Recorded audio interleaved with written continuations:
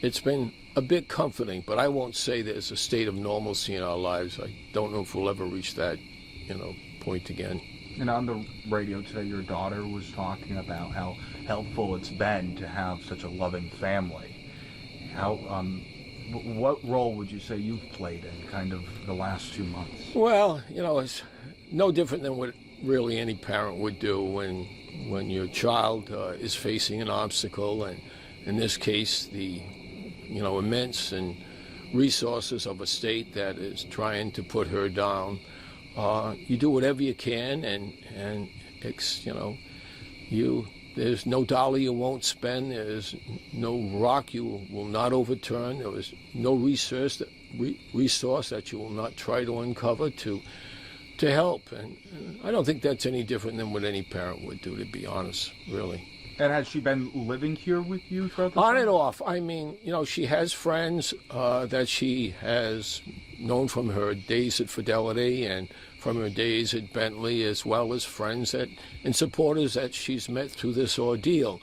And so they have places, New Hampshire and Florida and the like, that they'll say, why don't you come up for a few days or come up for a few weeks. So, and then the attorneys are, always in and out in terms of being in town. And that always requires, a meeting of the minds, so to speak. Okay, let's go over what do we know, what do we need, so on and so forth. And today, the radio show, what did you make of what was said? Was there anything that stood out for you?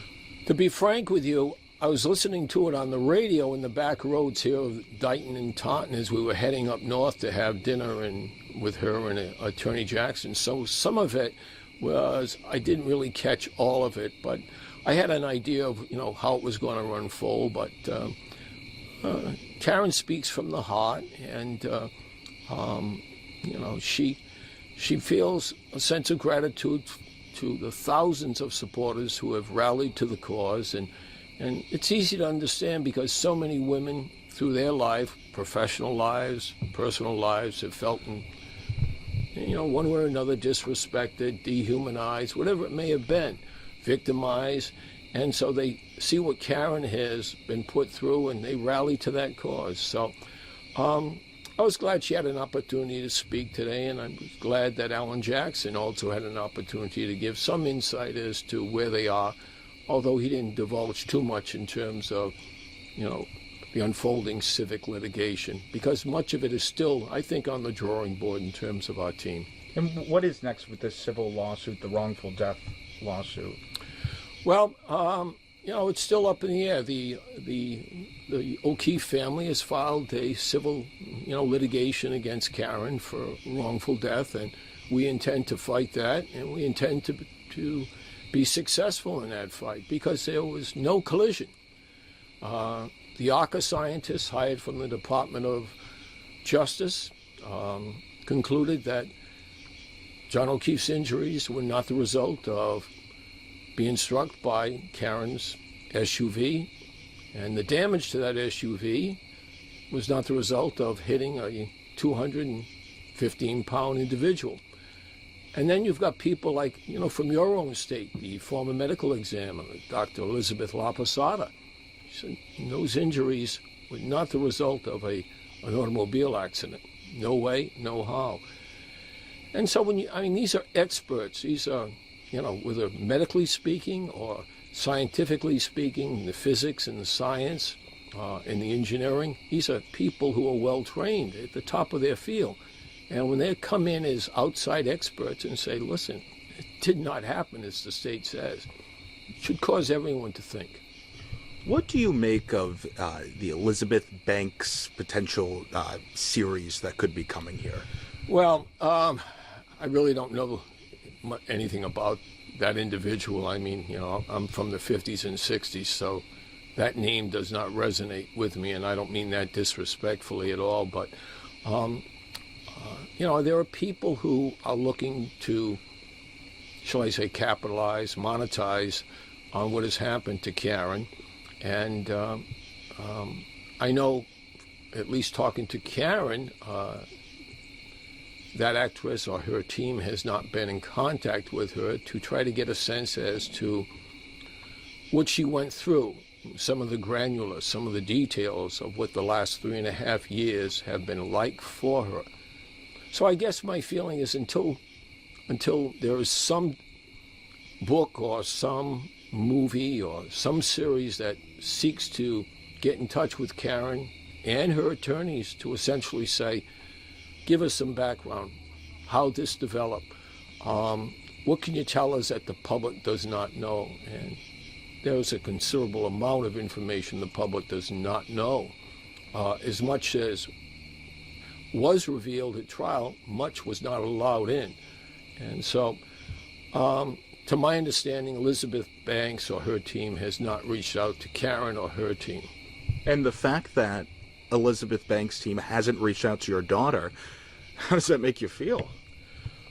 Again, it's America, it's the land of the free, and if people feel an opportunity that there's a story that they want to tell and they want to provide their spin on it, that's their freedom. But I think the public, particularly in this area, until Karen's fingerprints and Alan Jackson and others who have been, deeply involved in this case, in the granular, until they see that they have had input, at least in terms of informing and advising any artistic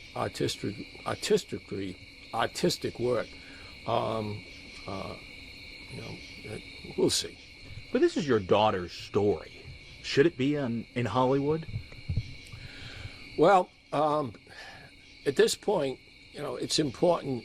She needs to get her life back. And, part of getting your life back is to try to recover some of the hundreds of thousands of dollars of assets that she's lost. She's lost 2 jobs. She's lost a career. She's lost reputation. She's lost her home. She's liquidated her 401. You still need money. And so at this point in time, it's, she's been harmed. She's been wronged. And there are remedies for that. And that's what we are going to seek through the courts or through other avenues. That's where we are. So, wait, how does that tie back to Hollywood? Well, could you monetize from that? Well, or? sure. I mean, if you're going to play a role in informing any book, any Hollywood production, in terms of providing granular details, background on this story, on this case, how it developed, the relationship, the charging, initially with manslaughter and then with, second-degree murder and background on that from her perspective. That's something the public does not know. We've got a good idea, but even as Karen's parents, my wife and I, we don't have it to the depth and the understanding that she does, because she's lived it for so much, so. Where do you go from here? What's next? Well, I mean, that's really Karen and the lawyers. I mean, as her parents will support her for as long and as far as that may take her. But, the case has been so sensational because it involves, corruption. We see concurrently where the lead detective is, fighting for his job back, and you hear all of that testimony again, and so it's seemingly, even though June 18th came with her acquittal, it's a story that just seemingly has endless legs and doesn't seem to die. And I mean, we even see it from people. We're out shopping, and some people are going through their own withdrawals. They miss it. We don't miss it, to be honest, but other people miss it. The idea of it unionized a lot of people. It provided solidarity to particularly the women, as I mentioned earlier. They were out there through all of the court dates, cheering, supporting, with young children, in tow, And of course, the gentlemen, not to disparage them, but they were also supportive. But this was a women's movement. This is a movement. And the women want to see a just resolution. They want to see justice for Karen Read. So wherever it goes, my wife and I will follow. It's been a movement, but I guess as her father, he just kind of missed what life was like before. I don't know if I'll ever get back that normalcy. And